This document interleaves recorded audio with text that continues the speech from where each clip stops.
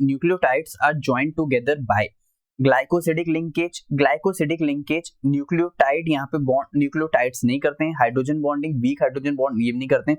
Peptide linkage amino acid में होता है, पेप्टाइड लिंकेज अमीनो एसिड में होता है, पेप्टाइड लिंकेज अमीनो एसिड में होता है। फॉस्फोडाइस्टर लिंकेज ये होता है कैसे, और मैं आपको पहले बता दूं।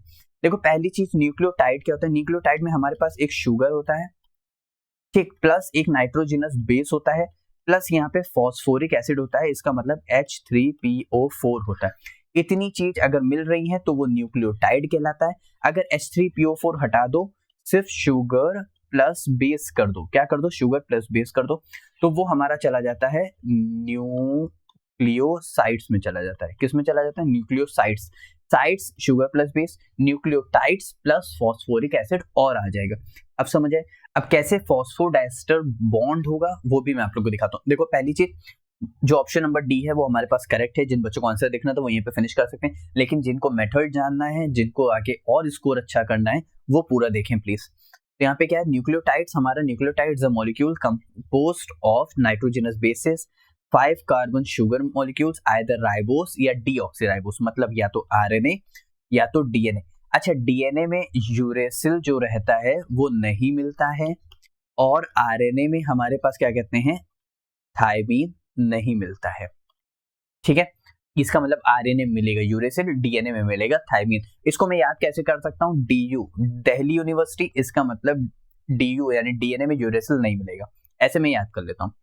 खैर, and one more phosphate group यानी H3PO4, PO4 को अलग करोगे तो PO4 3- वही 3- यहाँ पर है। ठीक है, अब समझ आ गया। अच्छा, अब कैसे फॉस्फोडाइस्टर बॉन्ड बनता है वो सब बातें यहाँ पे ध्यान दो। 5 कार्बन शुगर यानी 1 2 3 4 और ये रहा 5, 1 2 3 4 और ये रहा 5। मुझे पता है तुम लोग इसको रटने की कोशिश करोगे, क्योंकि ये हमारे पास क्या कहते हैं, पहले हमारे पास हॉवर्थ प्रोजेक्शन फॉर्मूला रहता है, फिर उसके बाद ये एक साइक्लिक प्रोजेक्शन फॉर्मूले में आता है, तो ये सब बात की बात है।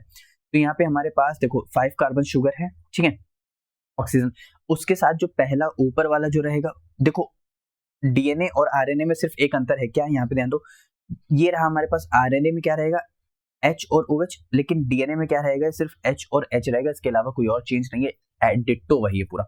फॉस्फोरिक एसिड H3PO4, देखो H3POOO4, ठीक है, तो बस वही चीज है। यहाँ पे CH2OH रहेगा, तो CH2OH में से इस वाटर मॉलिक्यूल का रिमूवल होगा। अब सुनो, अगर ये वाटर मॉलिक्यूल का अगर रिमूवल हो गया, तुम खाली इसको ऐसे देखना, यहाँ पे जैसे मान लो मैंने इसको क्या कर दिया, मैंने इसको यहाँ पे इस तरह छुपा दिया, यहाँ पे, अरे मैं इसको इस तरह कर देता हूँ, जैसे ये देखो मैंने वापस में ले आया, तो मैंने क्या कर दिया, जैसे मैंने इसको छुपा दिया यहाँ पे देखो मैंने इसको छुपा दिया। अब देखो डाई ईस्टर की बात है कि नहीं, कार्बन O कार्बन यानी कार्बन O, देखो डाई ईस्टर के फॉर्म में आ रहा है कि नहीं, यहाँ पे अगर H आता तो कार्बोक्सिलिक एसिड आ जाता है, लेकिन H नहीं आ रहा है यहाँ पे, तो फॉस्फोडाई ईस्टर बॉन्ड यानी ईस्टर बना रहा है, इसलिए तो इसीलिए यहाँ पे देखो 2 कनेक्टिव हैं, तो ये फॉस्फोडाइस्टर बॉन्ड ये दोनों में शो कर रहा है, पहली बात। दूसरी बात, यहाँ पे ये नाइट्रोजनस बेसिस होगा, यहाँ पे कोई भी अगर यहाँ पे हम थायमीन लगा देंगे तो डीऑक्सीराइबोस थायमिडीन हो जाएगा, क्योंकि यहाँ पे थायमीन बेसिस लग जाएगा। थायमीन में यहाँ पे इसका यहाँ पे कुछ ना कुछ यहाँ पे H होता है, और यहाँ से H और इसका OH मिलकर वाटर मॉलिक्यूल रिमूव करते हैं, तो वो बेसिस जुड़ जाते हैं। यहाँ से इसका वाटर मॉलिक्यूल रिमूव करते हैं तो फॉस्फोडाइस्टर बॉन्ड से जुड़ जाता है। अब इतनी बात क्लियर, ठीक है। अब कैसे ये यहाँ पे ये चीज शो कर रहा है कि क्या कहते हैं, nucleotides are joined together by phosphodiester linkage. आप लोग ने फॉस्फोडाइस्टर लिंकेज भी देख लिया है, आप लोग ने नाइट्रोजनस बेसिस के फॉर्म में भी देख लिया। यहाँ पे ध्यान देना है, जहाँ पे वापस से यही स्ट्रक्चर पूरा एक और जुड़ता चला जाएगा, ठीक है, यहाँ पे वापस ये स्ट्रक्चर पूरा इसी के साथ वाटर मॉलिक्यूल यहाँ पे रिमूव करेगा, और इसी के साथ वापस से पूरा स्ट्रक्चर जुड़ता चला जाएगा। तो यहीं पे न्यूक्लियोटाइड्स क्या रहते हैं, are joined together by phosphodiester linkage के थ्रू, बाय वाटर रिमूव कर रहे हैं, एक लिंकेज एक अटैचमेंट हो रहा है, तो वही यहाँ पे कहला रहा है, जो कि यही मॉलिक्यूल यहाँ पे अटैच होता चला जाएगा वापस से। ये मॉलिक्यूल नहीं, इसी के जैसा और मॉलिक्यूल सब अटैच होते चले जाएंगे, तो वो चेन बनती चली जाएगी। नेक्स्ट एक चीज, the phosphate group can be linked to other nucleotides through phosphodiester bond forming a long chain. ठीक है, इतनी बात क्लियर। अच्छा, क्वेश्चन में दिया हुआ था पेप्टाइड बॉन्ड। पेप्टाइड बॉन्ड भी मैं आप लोग को बता देता हूँ, पेप्टाइड बॉन्ड होता है अमीनो एसिड में। पेप्टाइड बॉन्ड कहाँ पाया जाता है, एमिनो एसिड में। एमिनो एसिड हमारे पास ब्यूटेन आयन देखा है कि नहीं, यहाँ पे हमारे पास क्या रहेगा R, एक रहेगा कार्बन के साथ रहेगा COH, एक के साथ रहेगा NH2 और यहाँ पे रहेगा H। इसको बोलते हैं अमीनो एसिड। अगर अमीनो एसिड हमारे पास बहुत तरीके के होते हैं, जैसे हमारे पास बहुत फेमस है ग्लाइसिन, मतलब इस H को हटा दो, अगर H लगा दो तो ये ग्लाइसिन हो जाता है।